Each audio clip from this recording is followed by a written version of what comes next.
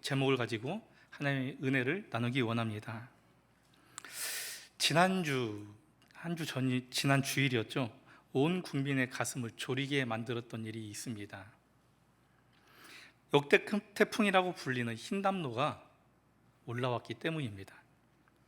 다른 태풍들은 다른 지역으로 빠져나갔는데 이 흰담노가 대한민국으로 온다는 소식에 우리나라 사람들 모두가 다 걱정하고 있었습니다. 다행히 기상청의 발표보다 그 세력이 약해져서 대부분의 지역에서 큰 피해는 없이 지나갔지만 그래도 일부 지역에서는 큰 피해를 남겼고 어떠한 사람들에게는 안타까운 일까지 일어났음을 우리는 알고 있습니다. 하나님의 은총이, 회복의 은혜가 그들과 함께 있어서 속히 그들이 빠른 시간에 회복되기를 원합니다. 그런데 흰남노로 인한 피해가 복구되기도 전에 또 다른 태풍이 생겨나고 있다는 이 소식을 접한 우리나라 사람들은 더 걱정하기 시작했습니다. 오늘 아침에 보니까 다행히 하나의 태풍은 상하이 쪽으로 갈 것 같다고 하고 하나는 아직 예측을 하기 어려운 상태인 것 같습니다. 태풍이 발생하면 사람들은 상황을 예의주시하며 대처하기 위해 계속 확인하고 살피는 게 있습니다. 뭘까요? 일기예보입니다. 하지만 사람들이 아무리 대비를 잘하고 준비를 해도 우리는 자연을 이길 힘이 없다는 것을 잘 알고 있습니다. 그래도 일기예보를 예의주시하고 날씨를 확인하고 대처하면서 피해를 조금이나마 줄여보자 노력합니다.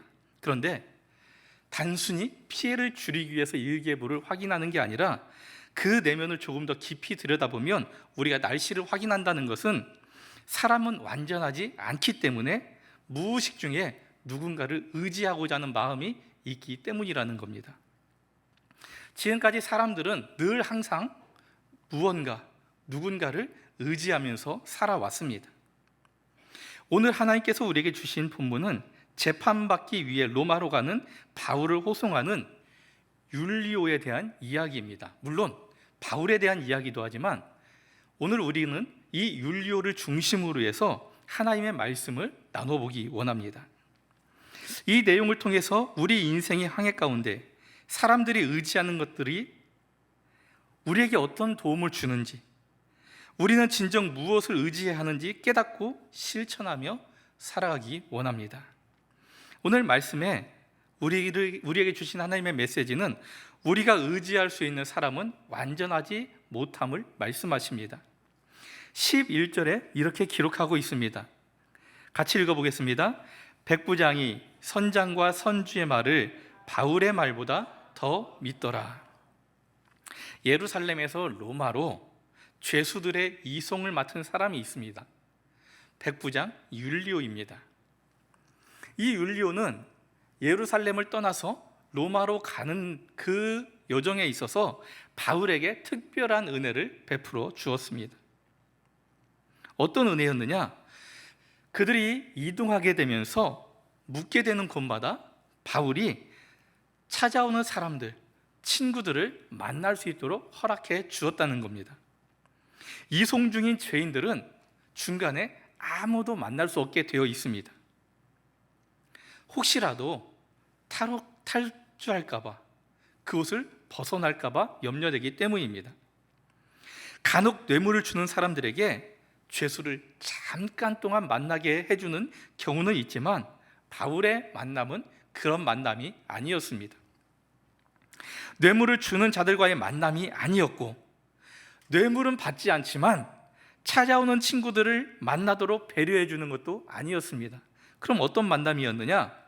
바울이 중간에 잠시 쉬는 곳에서 자기가 만나고 싶은 친구를, 그 누군가를 찾아가서 만날 수 있도록 해주는 그러한 만남이었다는 겁니다.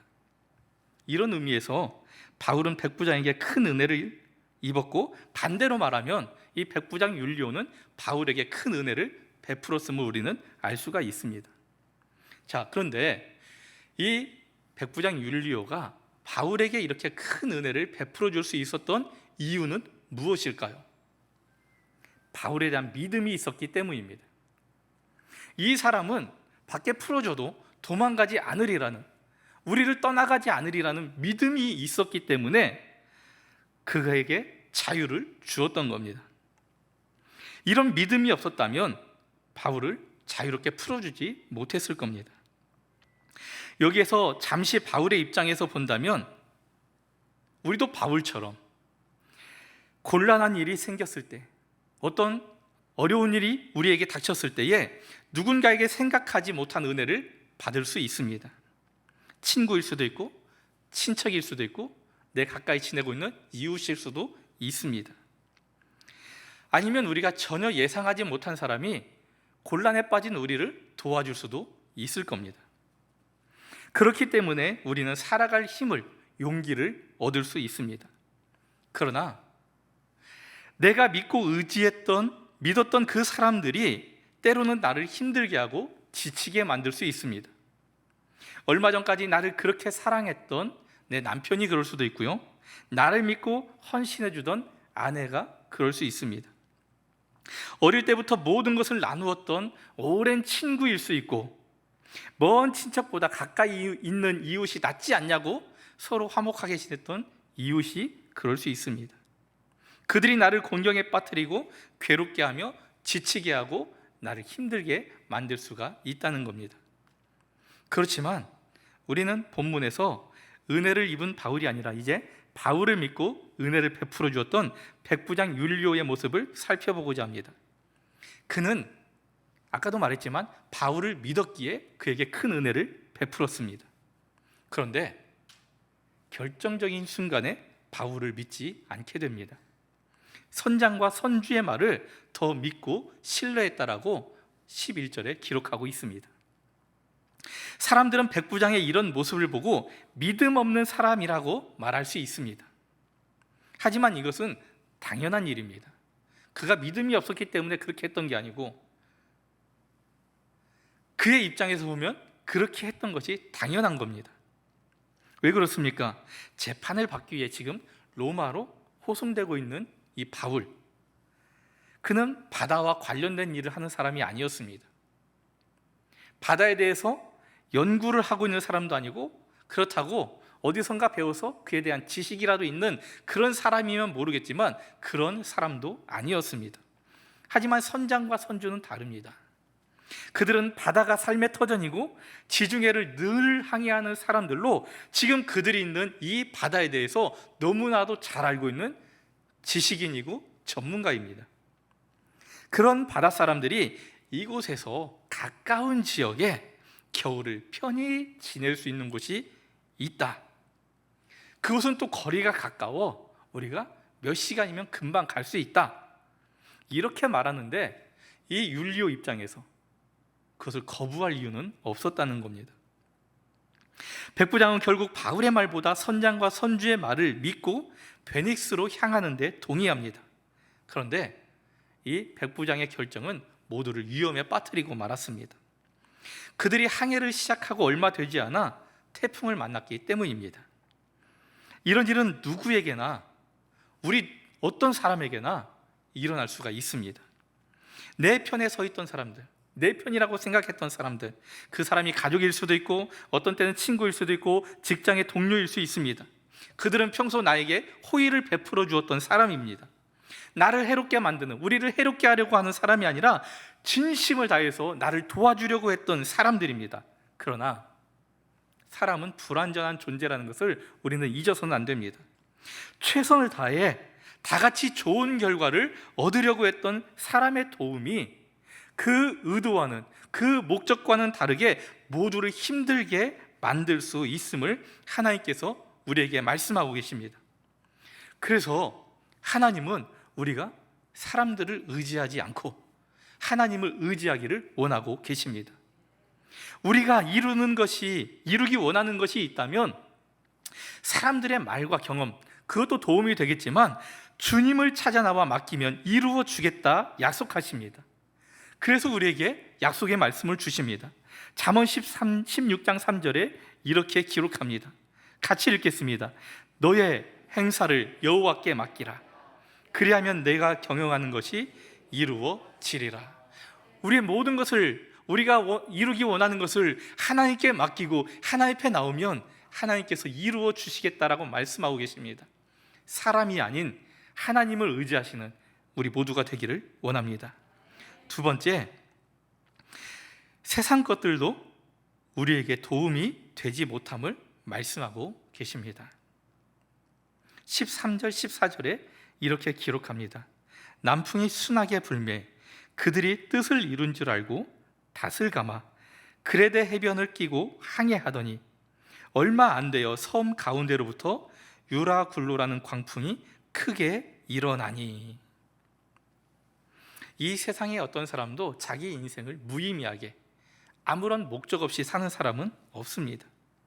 어떤 일이라도 하기 원하고 그 하고자 하는 일을 목표로 삼고 그 목표, 표대를 향하여 달려갑니다. 열심히 노력합니다.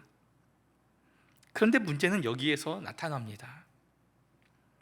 인생의 목표를 정하고 우리가 그것을 이루기 위해 열심히 달려갈 때 무엇이 가장 중요할까요? 우리의 능력이 중요할까요? 중요합니다. 우리가 뭔가 할 수 있는 능력이 있어야죠. 아무런 능력이 없으면 우리는 아무것도 할 수 없기 때문입니다. 무엇이 가장 중요할까? 그 목표 자체, 내가 이루고자 하는 그 목표가 중요할까요? 인기 많은, 취업이 잘 되는, 사람들로부터 존경받는 그런 목표를 세우는 게 중요할까? 직장인들에게 사회에서 성공하는데 가장 필요한 건 무엇이라고 생각합니까? 라는 설문조사가 있었습니다. 이 직장인들은 환경이 가장 중요하다라는 답변을 했습니다.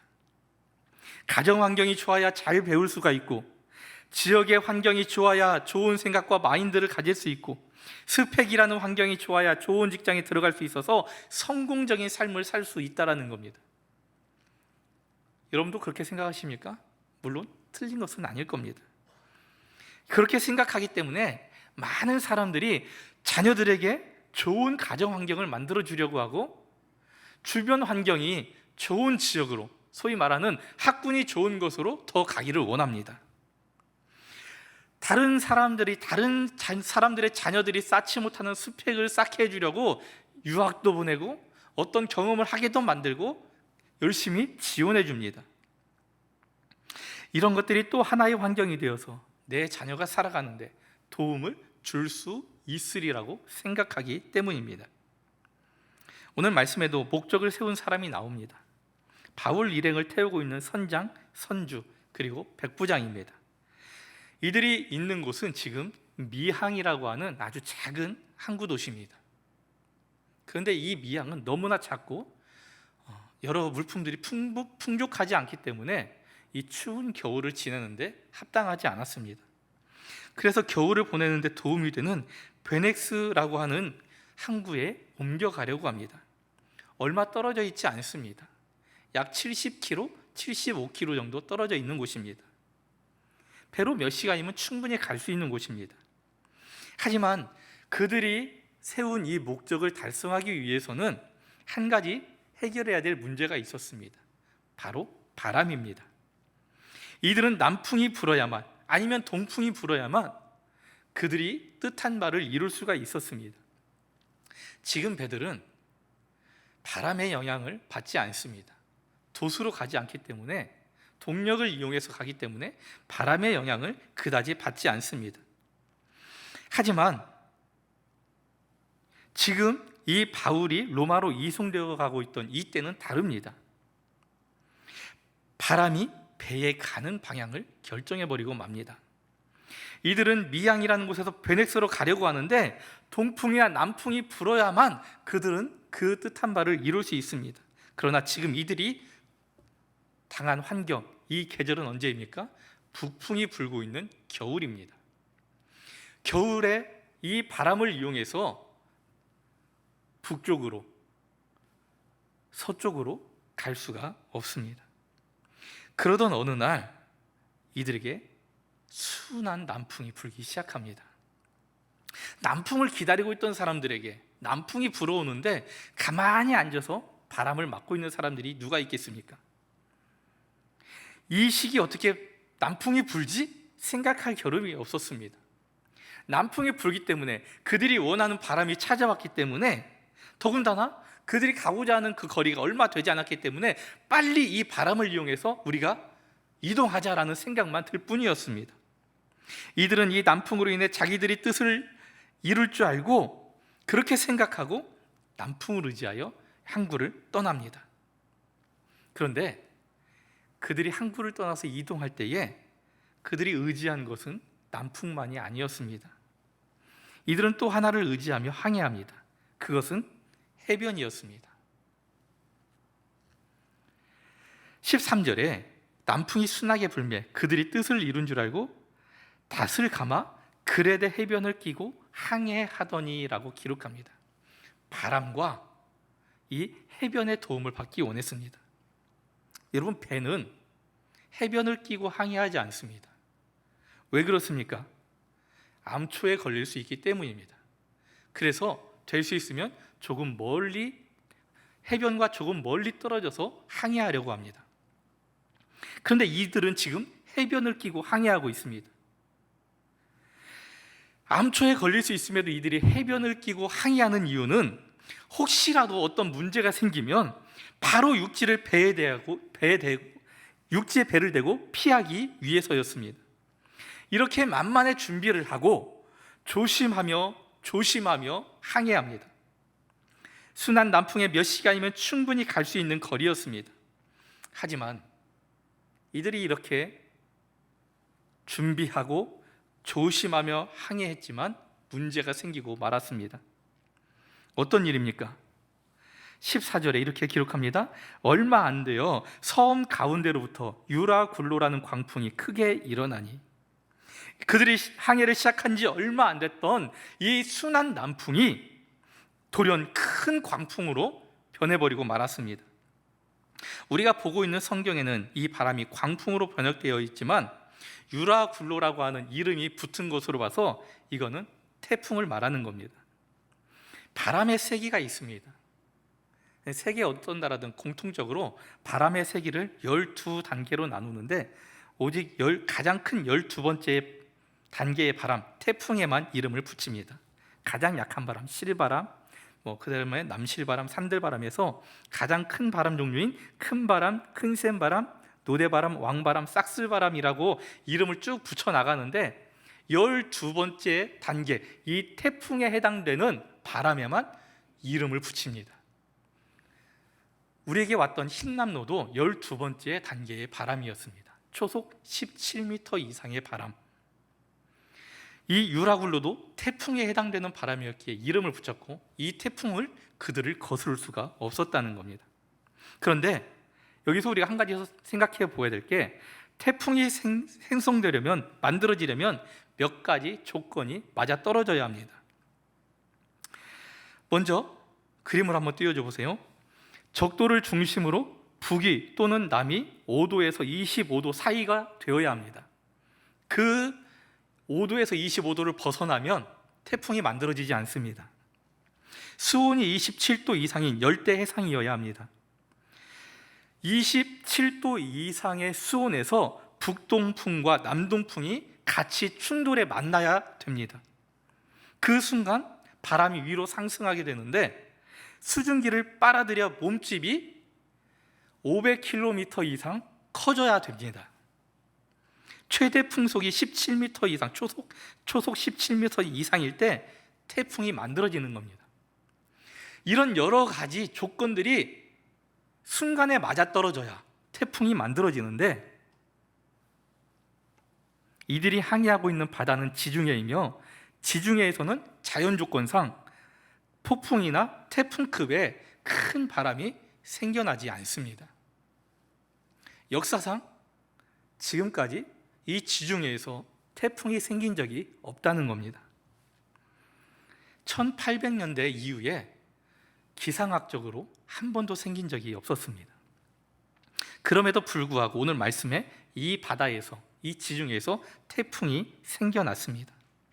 이것은 율리오가 의지했던 순한 남풍이 그들에게 도움이 되지 못했음을 말하고 있습니다. 이들은 이 태풍으로 인해 바람을 맞추어 갈 수 없었고 그들의 노력에도 어찌할 수 없이 바람에 배가 밀려가는 대로 쫓겨갈 수밖에 없었습니다. 그들이 원하는 방향으로 출발했던 곳으로 다시 돌릴 수도 없었습니다. 문제가 생기면 육지에 빨리 배를 대고 육지에 피하려고 했던 계획도 물거품이 되어버리고 말았습니다. 이들이 의지했던 순한 남풍과 육지는 이들의 항해에 아무런 도움이 되지 못했습니다. 이들이 의지했던 바람은 오히려 배에 있는 것들을 버려 손해보게 만들었고 그들이 피하려 했던 육지는 아예 보이지도 않게 되었습니다. 이것이 우리의 인생일 수 있습니다. 인생의 항해 가운데 나에게 도움을 줄 수 있을 것 같았던, 내가 의지하고 살아왔던 그것들이 한순간에 내게 아무런 도움이 되지 않는 그런 것들로 변할 수 있게 된다는 겁니다. 내가 쌓아놓은 지식들, 내가 배운 그 지식, 경험, 스펙이라고 하는 것들, 내가 만들어 놓았던 모든 물질들 다 한순간에 무용지물이 되고 오히려 그것이 나에게 독이 되고 나에게 해가 될 수 있음을 오늘 본문을 통해서 우리에게 말씀하고 계십니다. 여러분이 의지하고 살아가는 것은 무엇입니까? 구약에 보면 솔로몬이 나옵니다. 그는 그 누구도 가지지 못했던 지혜를 가졌던 사람입니다. 그 어떤 사람보다 많은 그러한 재산, 물질의 풍요를 누리며 살았던 사람입니다. 하지만 솔로몬은 어떻습니까? 하나님의 은혜로 시작했던 그 왕의 자리, 그 왕의 자리를 자기의 지혜와 세상의 환경, 상황만을 쫓아 살아가고 말았습니다.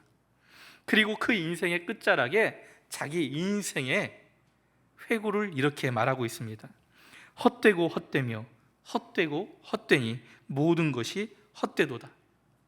솔로몬이 의지하고 살았던, 솔로몬이 누리고 살았던 이 세상의 모든 것들은 우리에게 헛된 것이라고 고백하는 솔로몬의 고백입니다.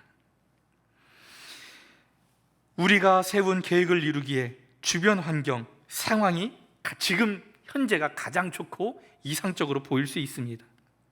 그럼에도 주님은 우리가 그 걸음을 인도하는 분이 하나님이심을 잊지 않기를 바라며 말씀하고 계십니다. 잠언 16장에 이렇게 기록합니다. 사람이 마음으로 자기의 길을 계획할지라도 그의 걸음을 인도하시는 이는 누굽니까? 여호와시니라.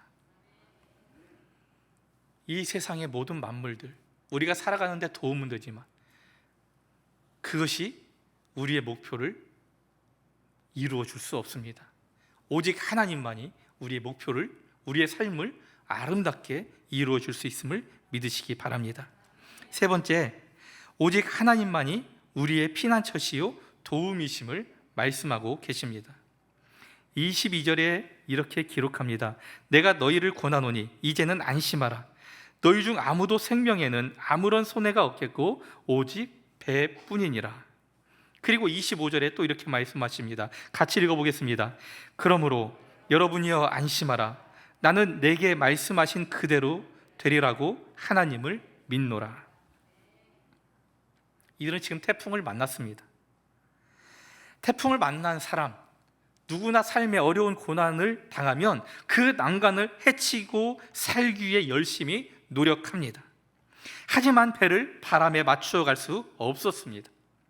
그들의 노력에도 불구하고 자기들의 뜻대로 항해할 수 없게 되자 연장, 즉 돛을 내려버리고 말았습니다. 그럼에도 풍랑으로 매우 시달리고 고생하게 되자 배를 가볍게 하려고 그 짐을 바다에 풀어버리고 말았습니다. 그래도 되지 않자 마지막, 이제는 그 배의 기구들까지 버립니다. 여러분, 사람의 짐은 그렇다 쳐도 배의 기구라고 하는 것은 배를 항해하기 위해서 꼭 필요한 도구들을 말하는 겁니다. 이제 곧 바람이 잠잠해지면 그들이 항해하기 위해서 그 도구들이 있어야 되는데 이 도구들마저 다 버리게 되었다는 겁니다. 이들이 의지한 순한 남풍은 곧 태풍으로 돌변하여 이들의 수고와 노력도 허사로 만들었을 뿐 아니라 그 재물까지도, 그들의 재산까지도 막대한 손해를 끼치게 되었으며 이제는 마지막 남아있는 구원의 소망마저 다 없애버리고 말았습니다. 이제 모든 사람들이 다 포기했습니다. 이제 우리는 이대로 죽게 될지 모르겠다. 우리가 우리 삶에 일어나는 아픈 문제 아무리 열심히 노력하고 내가 할 수 있는 것, 내가 받을 수 있는 도움 다 했지만 문제가 해결되지 않을 때 이제 나는 끝이야 라고 생각할 수 있습니다. 그런데 이런 상황 가운데에서 하나님께서는 바울을 통해 이들에게 말씀하십니다. 안심하라. 하나님은 바울을 통해서 이들에게 안심하라고 말씀하시며 절망에 빠져 있는 사람들에게 구원과 희망의 메시지를 주십니다. 성경에서 주님이 사람들에게 안심하라 라고 말씀하신 것이 4번 나옵니다. 하나님의 사자를 만나 죽을 것으로 생각하고 있는 기드온에게 주님이 안심하라 라고 말씀하십니다. 들것에 실려와 불안에 떨고 있던 중풍병자에게 예수님께서 안심하라고 말씀하십니다. 예수님의 옷을 만진 후에 불안에 떨고 있던 12년 동안 혈루증을 앓고 있던 여인에게 주님께서 안심하라 말씀하십니다. 그리고 물 위에 걸어오는 예수님을 바라보면서 두려움에 떨고 있는 제자들을 향해서 주님이 안심하라, 내니 두려워하지 말라 말씀하십니다.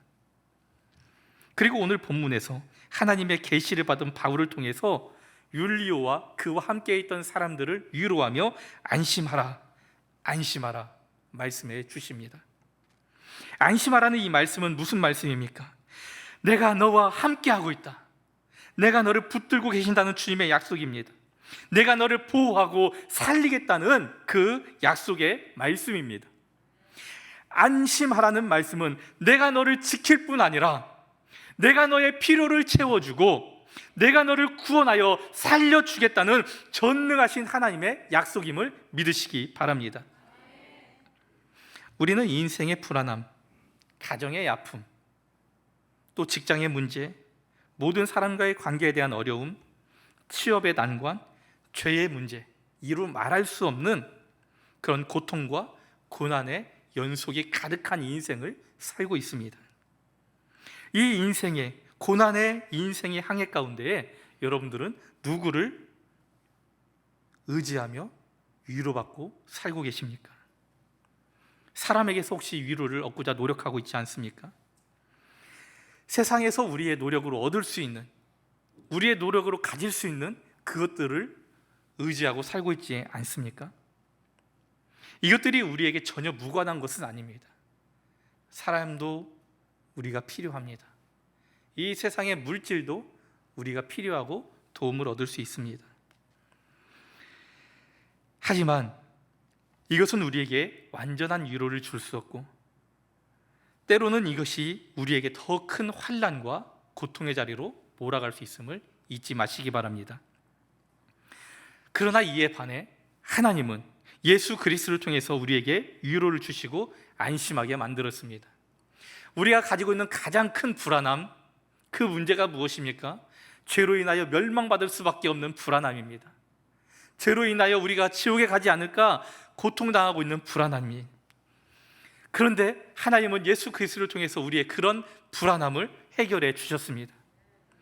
우리가 우리의 삶에 예수 그리스도를 초청할 때 그분은 우리를 만나 주시고 위로하여 주시고 우리를 죄의 문제에서 안심시켜 주십니다.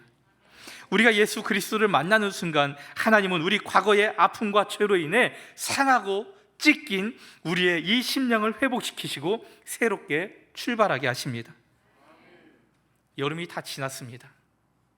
그리고 사람들이 올해 추석은 좀 빠르네, 이렇게 좀 이른 추석을, 이 명절을 우리가 보내고 있습니다. 추석을 지나면 얼마 남지 않은 것 같아서 달력을 보니까 아직도 2022년도가 3분의 1 정도 남아 있습니다. 버리기에는 너무 아까운 시간입니다. 낭비하기에는 너무 아까운 시간입니다. 22년도에 남은 시간이 아직도 많이 있다는 겁니다. 또 얼마가 남아있던 우리에게 남아있는, 우리에게 허락한 우리 인생의 시간, 우리 인생을 허비하기에는 너무 아깝습니다. 이 삶의 항해를 아름답게 우리가 만들고 마무리 지키기 위해 우리는 누구를 의지하며 살아야 할까요? 무엇을 의지하며 살아야 할까요? 우리 주님은 우리 인생의 항해 가운데에 이 세상의 것과 사람을 의지하지 않고 하나님만 믿고 동행하며 하나님이 주시는 위로와 평안을 누리며 하나님이 원하시는 아름다운 열매를 가득 맺는 믿음의 삶을 살기 원하고 계십니다. 그것을 원하는 주님의 백성에게 이렇게 말씀하십니다. 이스라엘아, 여호와를 의지하라. 그는 너희의 도움이시요 너희의 방패시로다. 아론의 집이여, 여호와를 의지하라. 그는 너희의 도움이시요 너희의 방패시로다. 이스라엘과 아론의 후손들에게 말씀하셨던 하나님이 이제 우리에게도 이렇게 말씀하십니다. 같이 읽어보겠습니다. 여호와를 경외하는 자들아, 너희를 여호와를 의지하여라. 그는 너희의 도움이시요 너희의 방패시로다. 우리 인생의 도움이시고 우리 인생의 방패 되신 하나님을 믿고 의지하며 살아가는 우리 모두가 되기를 원합니다. 기도하겠습니다.